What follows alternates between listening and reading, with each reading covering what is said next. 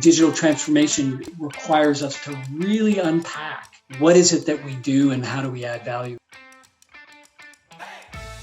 Hi, you're watching Global Energy Show's 5x5. I'm Rachel Gregory, and we are chatting digital transformation with Jim Gibson, Chief Catalyst, School for Advanced Digital Technology at SAIT. Jim, this is an exciting topic. Thank you so much for joining us today. Pleasure to be here. So Jim, what is the digital transformation and why is it such an important topic today? Digital transformation is really the reimagining of how business world and our work lives work because of the availability of advanced technologies that make things digital, meaning I can move them, I can share them, and I can connect with them anywhere, anytime, anyhow. And transformation says that because of those technologies, I need to rethink the way I can add value to my customers, how I create new products. And so digital transformation requires us to really unpack what is it that we do and how do we add value. What are some of the critical steps energy companies need to take in order to set themselves up for successful transformation programs? So the critical steps energy companies need to do is really step back and understand how well are my people and my leadership team understanding of the way in which digital technologies are transforming. What are the things culturally that I need to start helping my people get familiar with? Energy companies need to think first about the human side of change and understanding what that means, and then be ready for some of the technological change. What would you say are some of the technologies that are driving this transformation?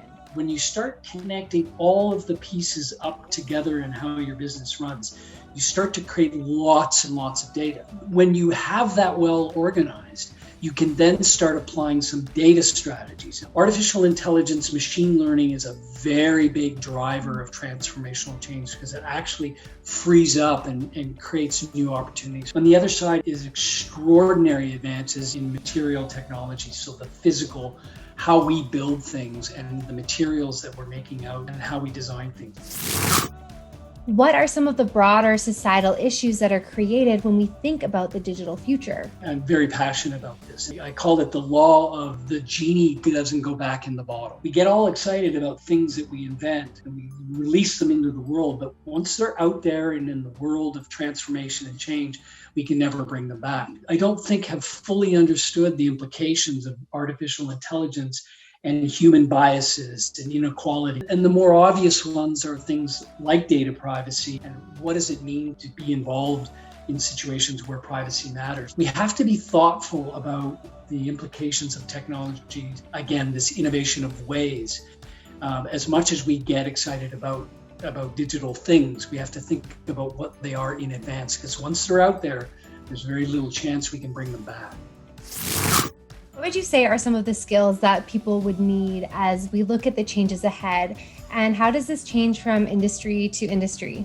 First is understanding what's coming. So I call it the awareness skill. Being given strategies to keep in touch with what's happening either in your industry or in your particular profession is the concept of design thinking. Systems and design thinking helps condition people to be ready for what's next. And so we don't just learn a skill, we learn how to learn.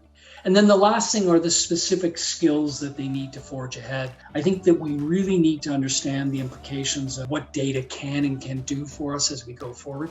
The other thing that we're exploring at SAIT is this concept of presence, meaning the virtual versus the physical world. How do I understand my role and my company inside the future of virtual worlds like augmented reality? And so those are skills that we believe will start to become more prevalent, especially in some of the industrial areas going forward. Thank you so much, Jim, for taking the time to talk with us about digital transformation and where we see this change going and what companies can do to ensure success as we move forward. It was so great chatting with you today. My pleasure, Rachel.